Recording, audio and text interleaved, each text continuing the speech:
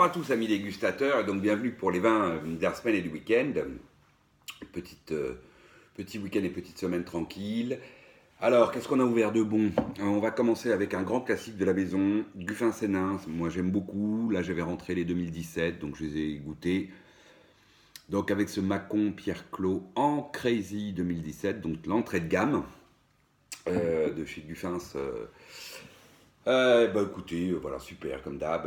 Moi, c'est un vin que j'aime beaucoup, quels que soient les millésimes, c'est à peu près toujours égal. C'est souvent réussi, un peu de déception chez Guffins. On dirait, mon ami Serge dirait, voilà, un Bourgogne de noble origine. Voilà.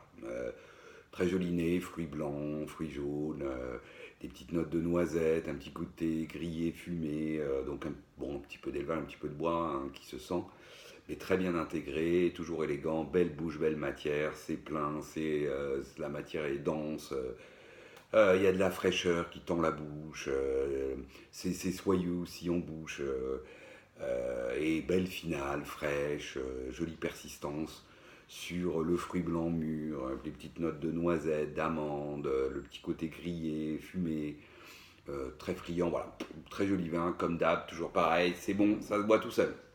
Ensuite, alors, autre grand classique de la maison, ça aussi ça a été rentré récemment, Gigondas 2015 de chez Guigal. Bon alors un vin, souvent chez Guigal, ces entrées de gamme, là c'est pas des vins d'émotion, voilà, c'est clair, hein, pas des vins avec des personnalités énormes.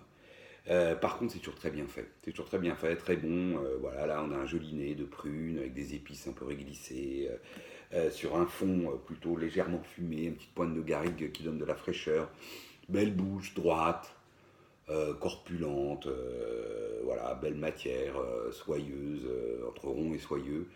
C'est droit, c'est frais, ça tient la route, c'est pas trop sucré, c'est pas trop, il n'y a pas de too much hein, pour un vin du sud.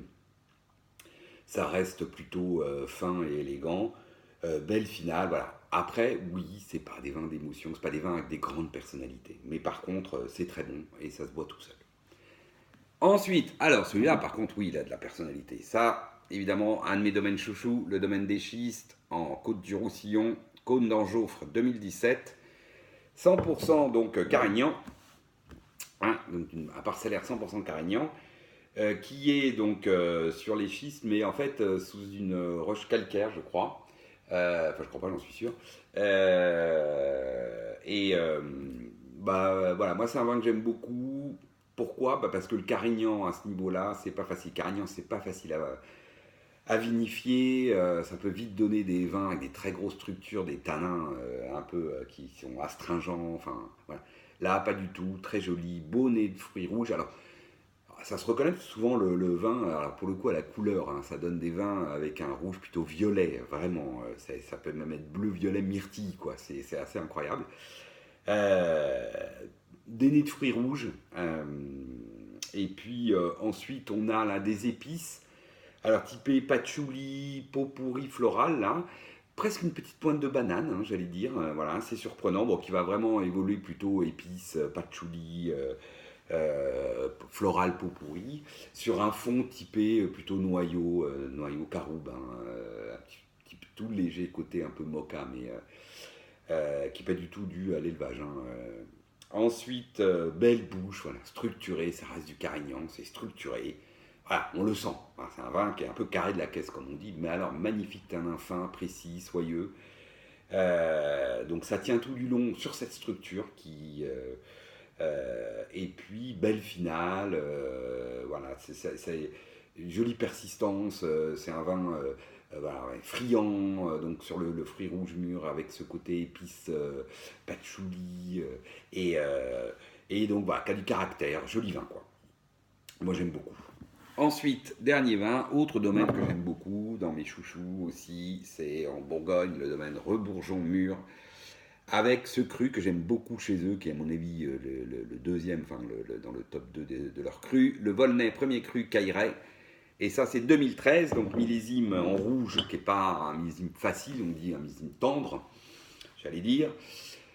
Et donc il se boit bien, c'est vraiment les 2013 se boivent bien, se boivent facilement, voilà, pas des vins forcément de longue garde, et encore.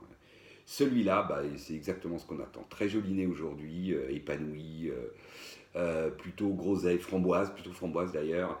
Belle note ronce sous bois, hein, le côté fraîcheur du pinot. Du pinot noir, et puis un fond, on va dire, assez classiquement, plutôt noyau caroube, voilà. Ensuite, belle bouche, ample. Alors, on est sur les cailleraie, hein, le vin alors c'est pas le Volnay délicat, hein, souvent l'image de Volnay, c'est des vins légers, féminins, on dit, ouais. Déjà. Enfin, bon, bref, c'est pas forcément comme ça que je caractérise les vins. Mais souvent, c'est vrai que Volnay, on peut avoir des terroirs délicats, etc. Là, Cailleraie, c'est pas du tout ça, hein, on est côté Meursault. Et Cailleraie, c'est un vin puissant, et là, on l'a bien, c'est un vin carré, droit, puissant, profond. Ça, c'est 2013, hein, ça lui donne de la profondeur. Presque autant qu'un Centenot, qui est, à mon avis, à Volnay, le terroir qui donne les vins les plus profonds. Presque austère, les Centenots par moment. Là, c'est pas austère, mais par contre, c'est puissant, c'est droit, c'est profond. Belle matière soyeuse, donc tout ça sur la framboise, la ronce, le sous-bois, des épices un peu réglissées, et puis ce fond noyau caroube. Belle finale, fraîche, puissante, donc sur toujours sur le fruit, et puis ces petites notes ronces, framboise ronce, etc. Voilà, très beau vin de chez Daniel et David maintenant, hein, Daniel le papa, David le fils. Voilà, très bon. Moi, j'ai pris vraiment beaucoup de plaisir avec ce vin. Et Cailleraie est un cru que j'aime beaucoup chez les Rebourgeons. Un cru de Volnay que j'aime beaucoup, moi. Et je l'aime particulièrement chez les Rebourgeons mûrs. Voilà. Je vous souhaite à tous une bien belle semaine et je vous dis à la semaine prochaine.